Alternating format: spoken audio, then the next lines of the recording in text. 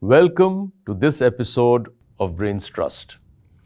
This episode is about creating human capital.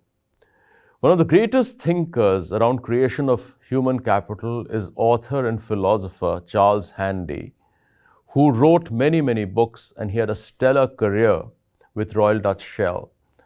And amongst his books is a classic called Second Curve, which is about reinventing yourself, and it's most appropriate when you're looking at careers which spread over 40 to 45 years. My guest today is a leader whose passion is leveraging the good in people. He has spent a lifetime in every assignment to mentor those who are part of his team, as well as those he did business with, customers, vendors, consultants.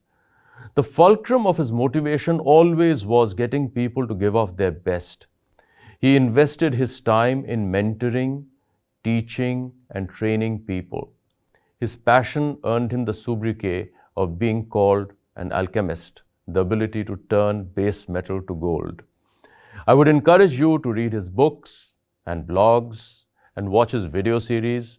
And my guest is SPY, a wonderful acronym for Prakash Iyer, my guest today. Welcome to Dialogue with Peers, Prakash. A pleasure to be with you. Hey, so good to be here, Subroto, and thank you so much for having me here. Such a pleasure to be reconnecting. Prakash, start by telling us something about yourself, because there are many who follow you, but for those who don't know you. Good to see that you've retained your sense of humor, Subroto. Far from famous, just another ordinary guy, someone who's, I think, having a lot of fun doing stuff that I really love. But maybe by way of an introduction, how do I say it? I spent about 30 years in the corporate world, being part of some fantastic teams, selling everything from soap to colas to yellow pages to even diapers. And then, of course, stepped out to do things that I really enjoy doing, which is to help other people perhaps become as good as they were meant to be. So I write a bit, I speak a bit. I'm a certified leadership coach. I'm an uncertified cricket junkie, so I spend a lot of time watching cricket and pretty much having fun. That's me. Prakash, let's start at the beginning of the career of young managers who join large organizations as trainees. What would you look for when you are hiring at the entry level? So what would I look for in a young person joining a company as a management trainee? Apart from some of the usual stuff that you would use perhaps to filter people, the two or three things that I would really look for would be, one, curiosity. I'd want to see a sense of curiosity, of wanting to know things that they don't know. So this ability to be comfortable with stuff that they don't know or are not masters of, but are willing to learn. So I think curiosity would be something that's top of my list. I'd certainly want to see some evidence of having been a part of a team, evidence of being able to get along with other people, to respect other people for what they are good at. So this whole ability to be a part of a team, to get along with other people, to work alongside other people, I think that would be something I'd look for. And I'd probably look for some evidence of having slogged to achieve something and perhaps failed at it. I'm not necessarily a great fan of people who seem to have got everything right and done all the things exceptionally well, topped their class, captained their team, did everything right. And I sometimes worry because later in life, that's not going to be the script that will play out. So some evidence of perhaps having tried and failed is something else that I'd look for. Prakash, your experience is rich, and you had the privilege of joining Hindustan Lever as a management trainee in a structured induction and training program the company provided. Can you just walk us through what was it like? No question, Subroto. I think the Hindustan Lever, as it was called then, or Unilever, Hindustan Unilever as it's known now, they've got a fantastic management trainee program. Something that I'd like to believe many other companies have also tried to adopt. as a learning or as a best practice. What worked for me, I think, were a couple of things. The first would be the fact that you saw that there was commitment to your learning.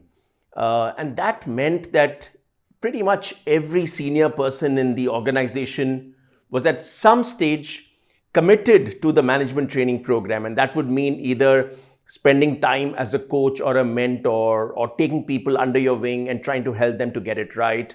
And just knowing that there were such fabulous leaders and some fairly senior folks who were willing to share from their experience, share their time, and to try and help you to get better. I think that in itself was a big learning and a big incentive to say that one day I want to be like them.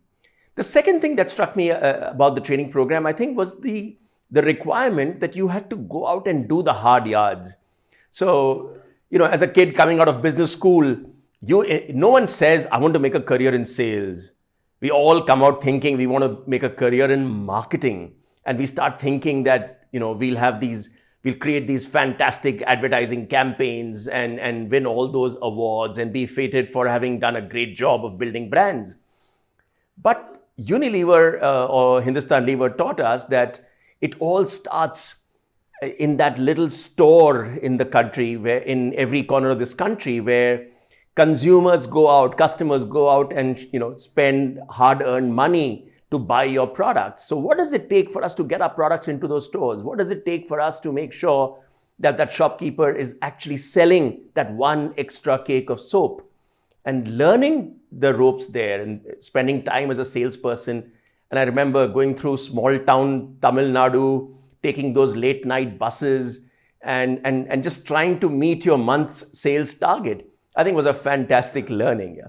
And I think from there, the other thing that happened, Subroto, was that you got sent out to experience different parts of the business. So it wasn't as if, oh, you're a marketing guy or a sales guy, and that's what you will do.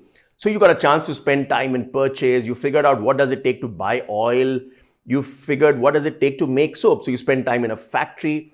We even spent 2 months in rural India, in Eta district in UP, which would in many ways count as 2 of the best months of my life.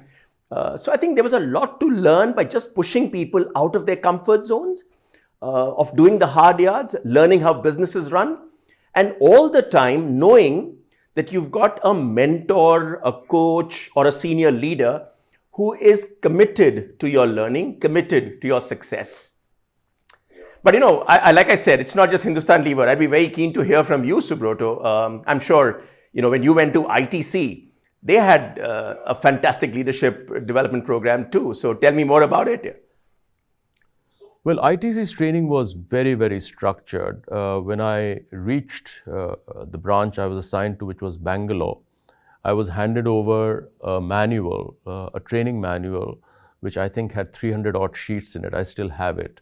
And on each sheet, it said what exactly I would be doing on that particular day, who I would be working with, and what are the things I'm expected to learn. At the end of every week, there was a test which was administered to ensure that I had learned what I was supposed to do during the week that went by. And this covered working with frontline salesmen, working in warehouses, moving trucks, seeing how goods moved from the factory to the godowns, how to manage inventory, which was very critical, across all the SKUs which came from different factories. There was also a factory training, so I trained in the Bangalore factory to see how cigarettes were made.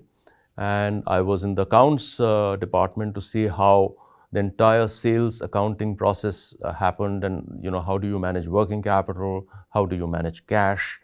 And in the marketplace, you learned how to do selling into the stores, in-store branding, retail furniture, promotions. So it was a 360-degree kind of exposure to the work that I was expected to know before I got confirmed. But at the end of that period, there was a 15-day workshop which was held, where every director of the company came and spoke to the pupils, as they were called in ITC. And on the last day of the program, the chairman of the company at the time, Mr. Ajit Haksar, he would come and spend a day with us. And that gave us a tremendous insight into what we were getting into, what was expected of us, what were the values, what was the culture of the company, and why we were doing what we were doing. And I just felt it was such a strong foundation which helped us as we went along. Equally, almost every year there were 2 or 3 workshops relating to work, marketing, sales, product development, which were held and you were expected to attend. And there were a large number of senior managers who were attending these programs. So you observed and learned as you went along.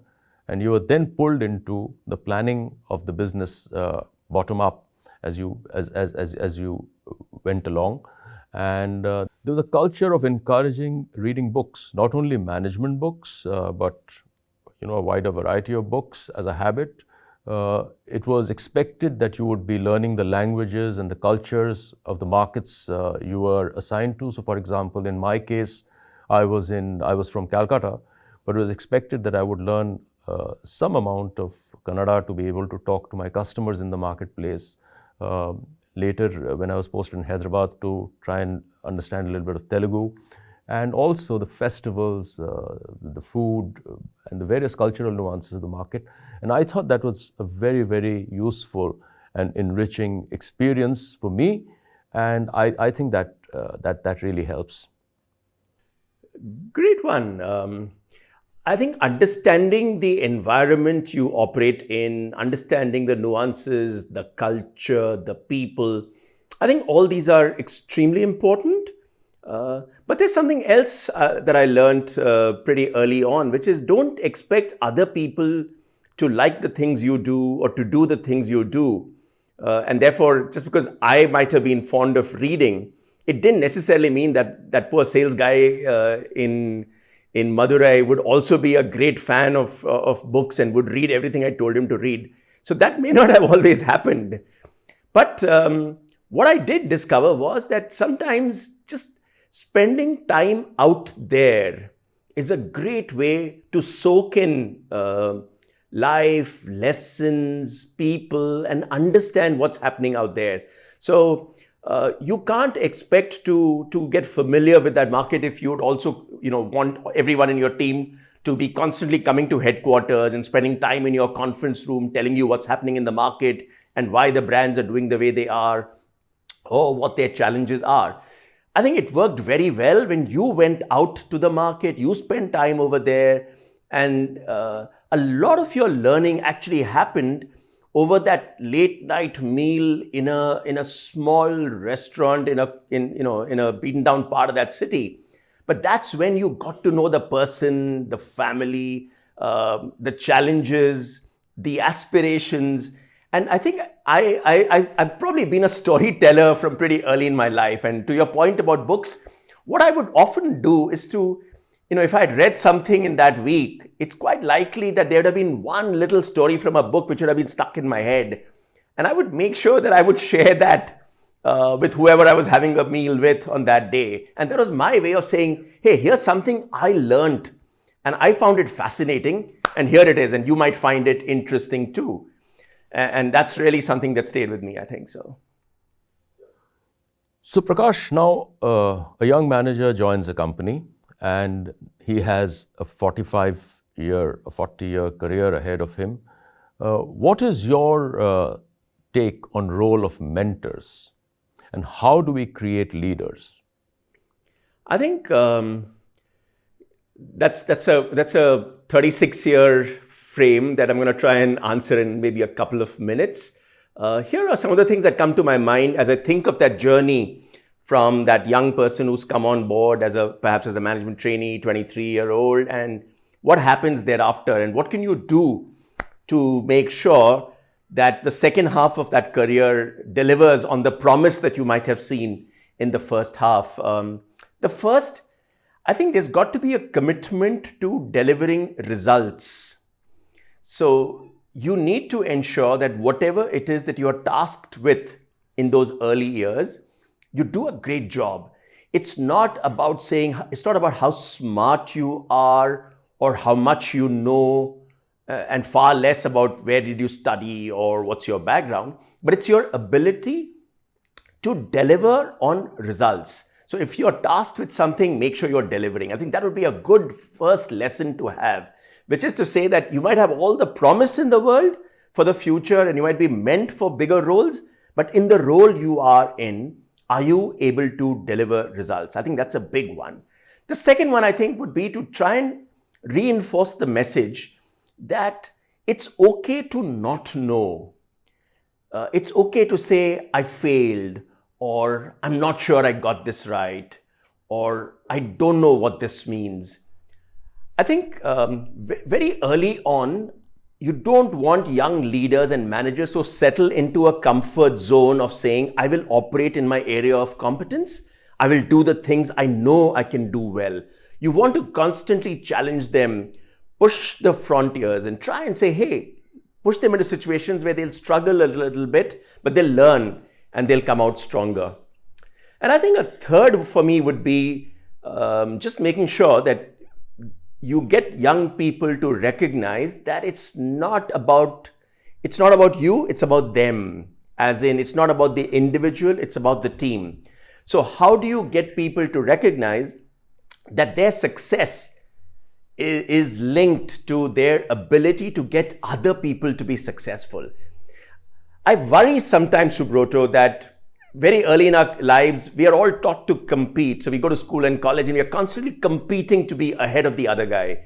Whereas, truth be told, when you get to work, you've got to recognize that it's about collaborating. It's not about competing. It's not about you getting ahead. It's about you taking people along and making sure that they get ahead, that they are successful. So those are some of the things that I think become the cornerstones on which successful careers can be built. Keep learning, keep slogging, keep delivering, work with people, keep challenging yourself, push yourself out of your comfort zone, and you'll probably be on your way.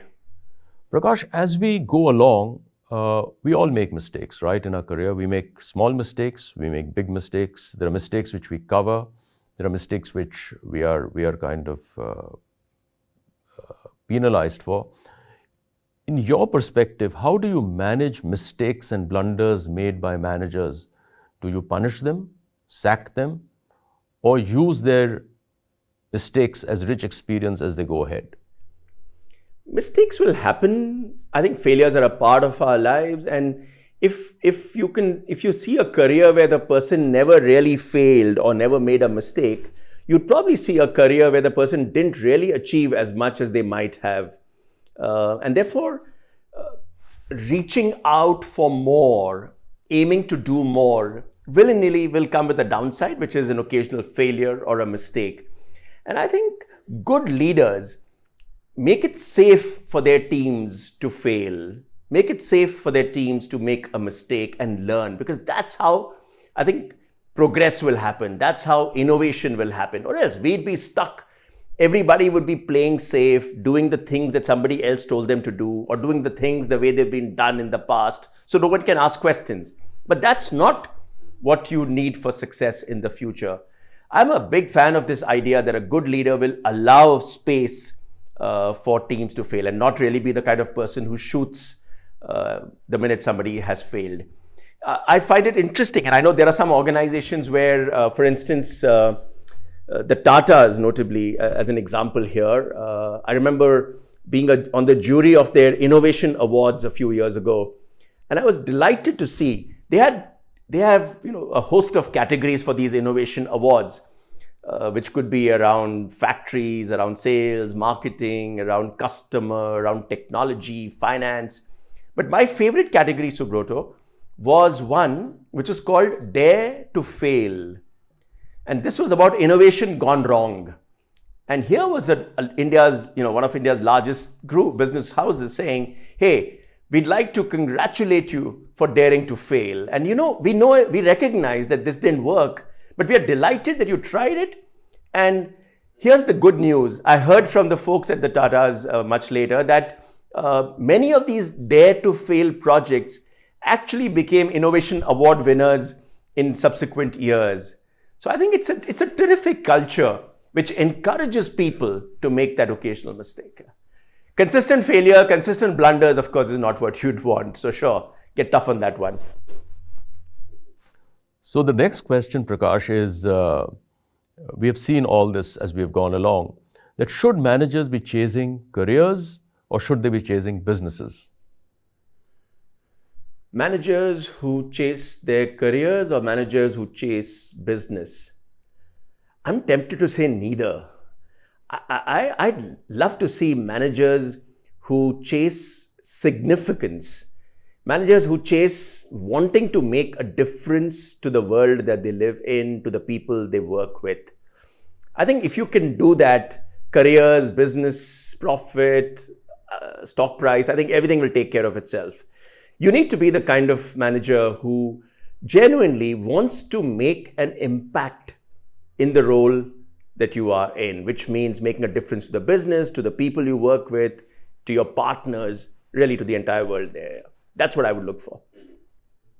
So my next question, Prakash, is that in a pool of talented people, how do you manage a very talented manager who has sharp elbows and who don't play team? How do you sort of manage them?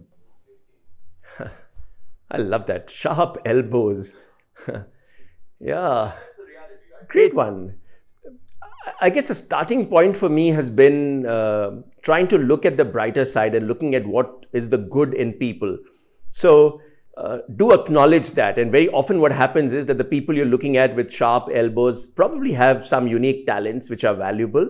And you don't want the person to forget that, hey, there is respect for that talent, there's value for that talent.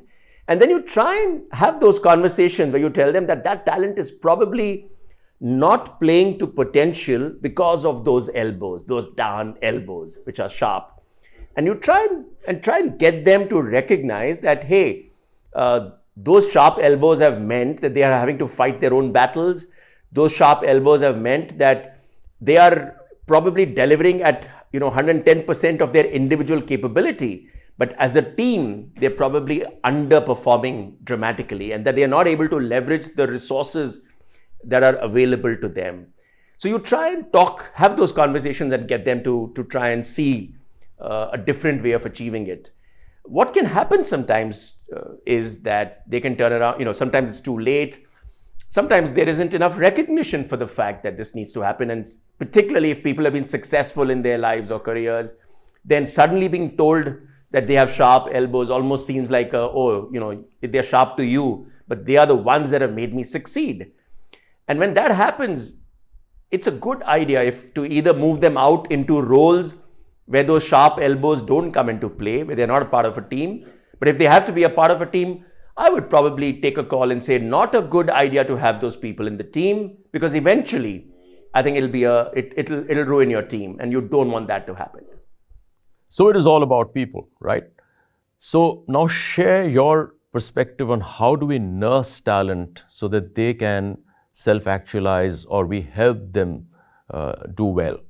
I could be accused of being perhaps biased on that one.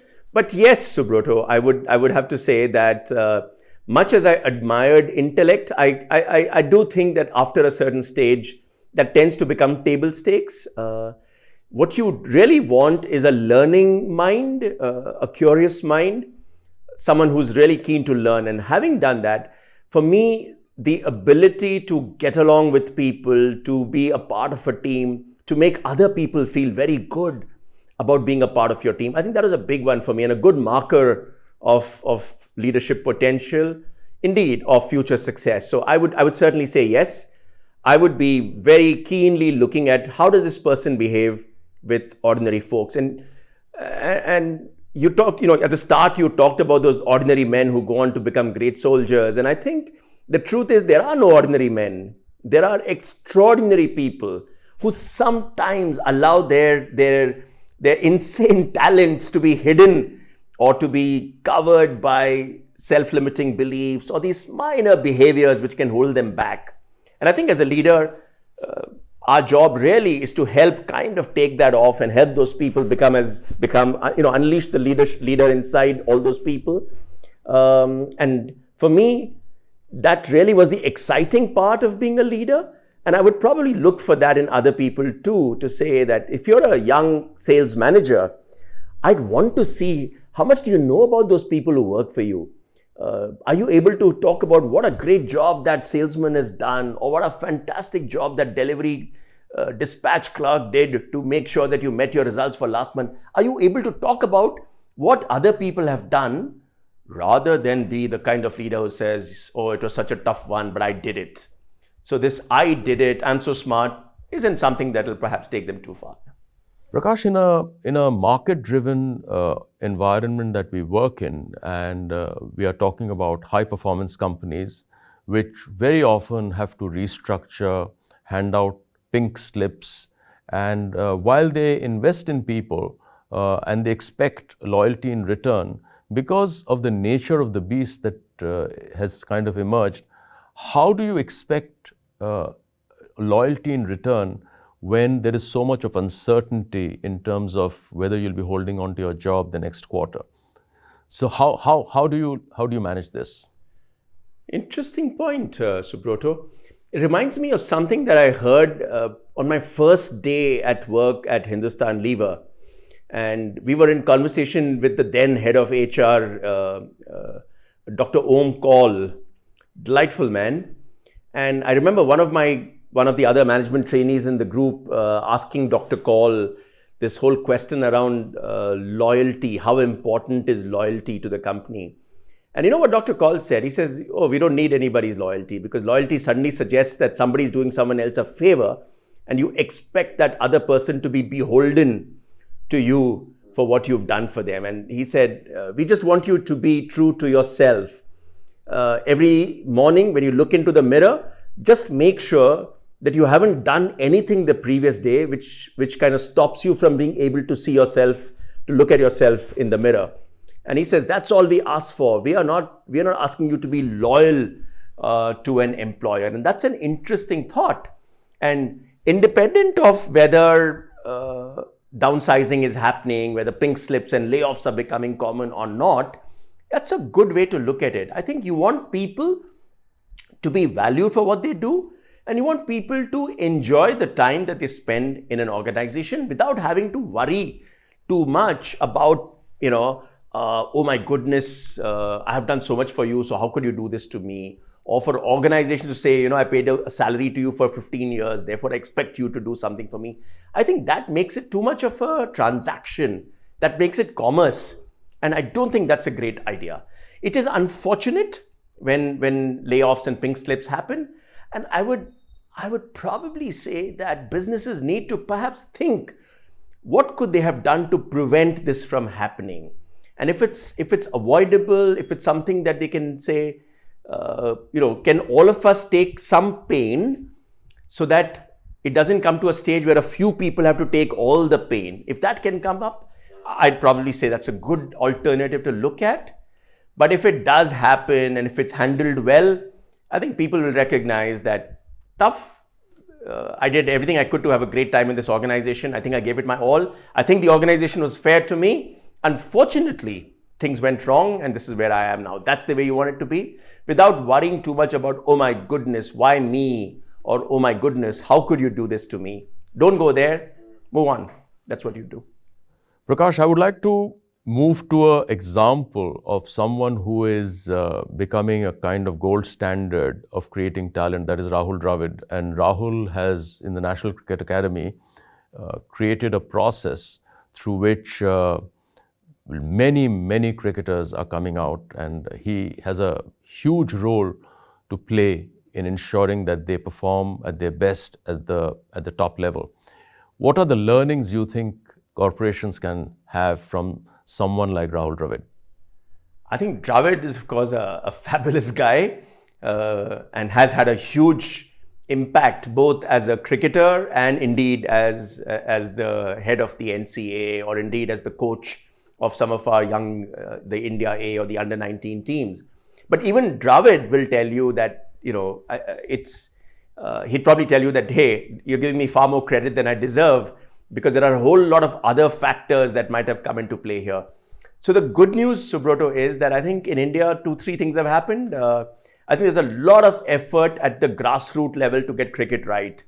And that's fantastic. So you've got lots of talent scouts, lots of inter-school, young age level cricket happening, fairly strict norms as far as age fudging is concerned. That used to be a bane of Indian cricket and indeed Indian sport for many years, where 25-year-olds would be masquerading and playing under 18 games, which wasn't fair on anybody. But that's changed.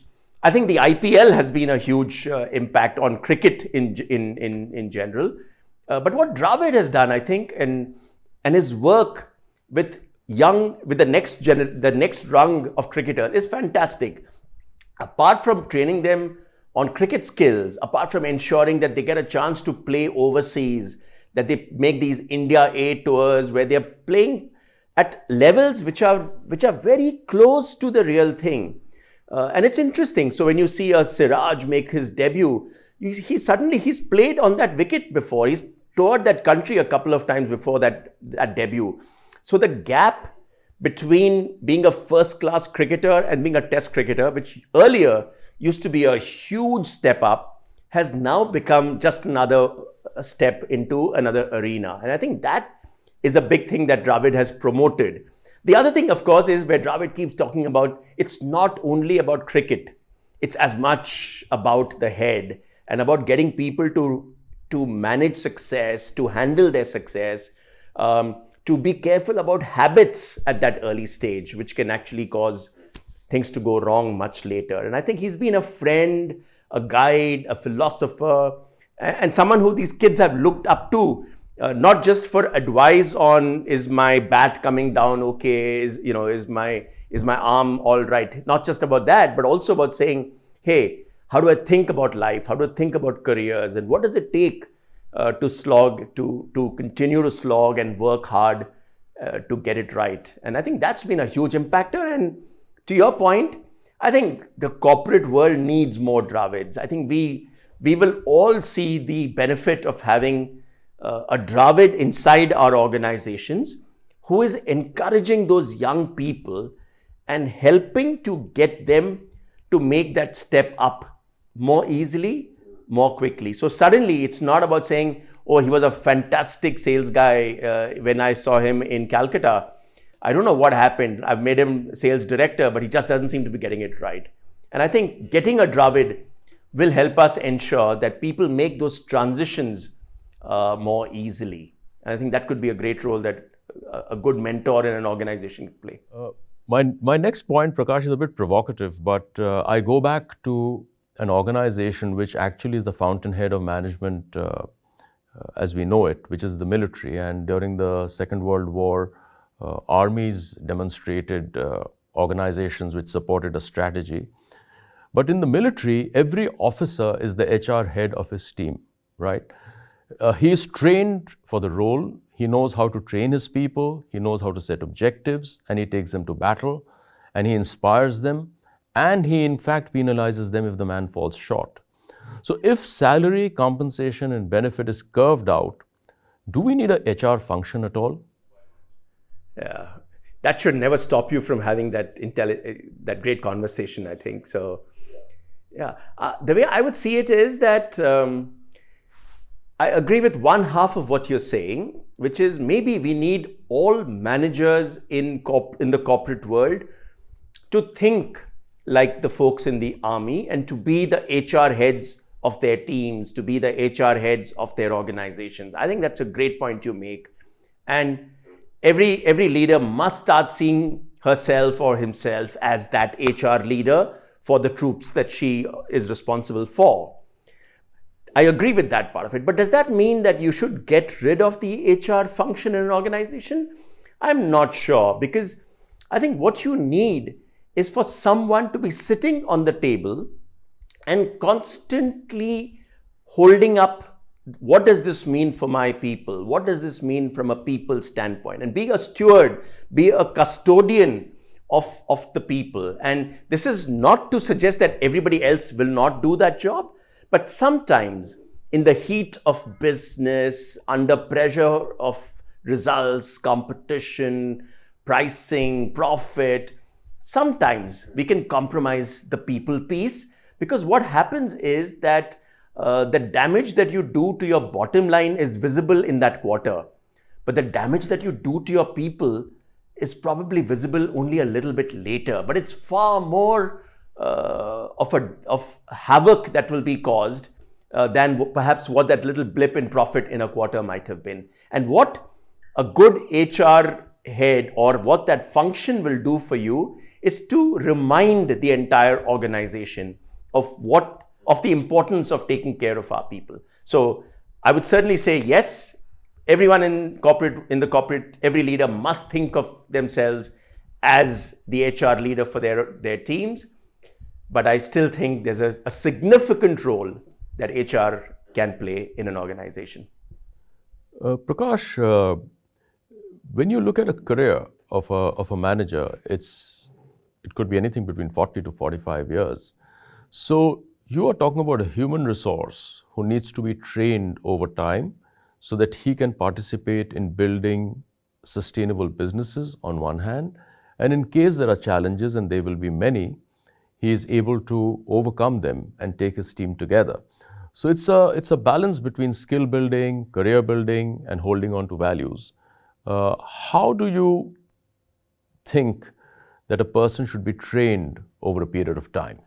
I'm reminded of something you just said at the start of this conversation, Subroto. You talked about how at ITC, as a management trainee, you would have this 2-week training program.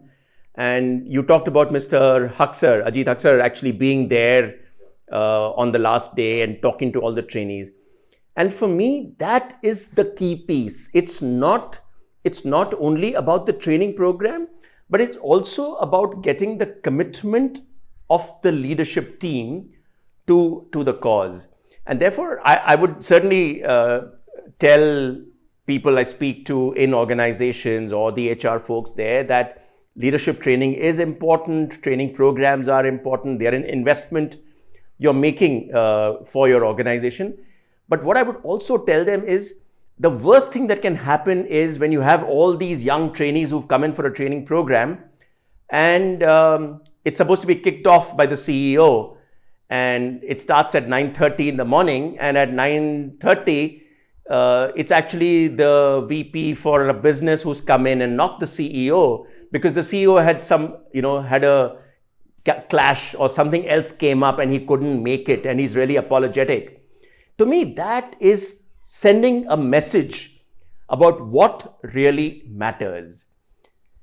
And I think that is such an important piece. So it's important for us to ensure we are training our folks. It's the best investment you can make, but it's also important for us as leaders to demonstrate our commitment. I love the story of what happened one day to Starbucks outlets in the United States. I can't remember the date, Subroto, but all Starbucks outlets in the United States were shut from 5 p.m. one evening. So if you walked into the store, you couldn't get yourself your favorite cappuccino. And what had happened, of course, was that Howard Schultz was told that there was a problem, Starbucks wasn't doing too well, and pretty much people had forgotten, the folks at Starbucks had forgotten, what does it take for us to make that fantastic espresso?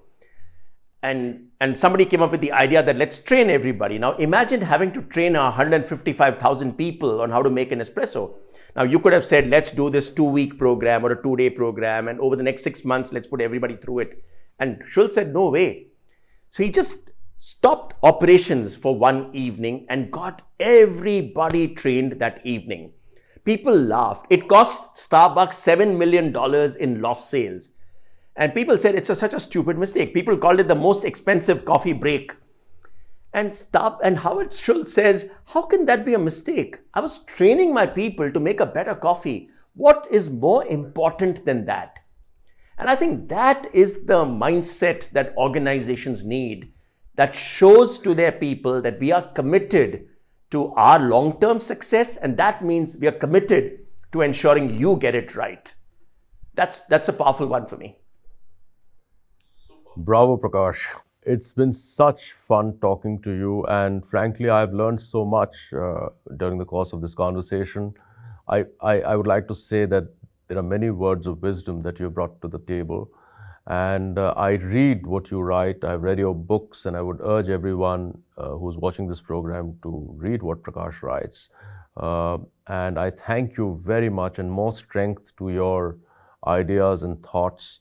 And I do hope that many people would benefit from what you have to say. Thank you, Prakash. My pleasure entirely, Subroto. It's been such a pleasure talking to you. For those of you who are watching this program, you would have gathered that this show of ours is about your story and we are listening. Do write to us at the email ID given below.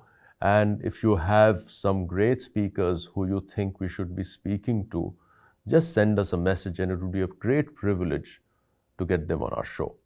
Thank you very much for watching. Do write to us, tell us what you don't like, and occasionally tell us what seems to be doing well.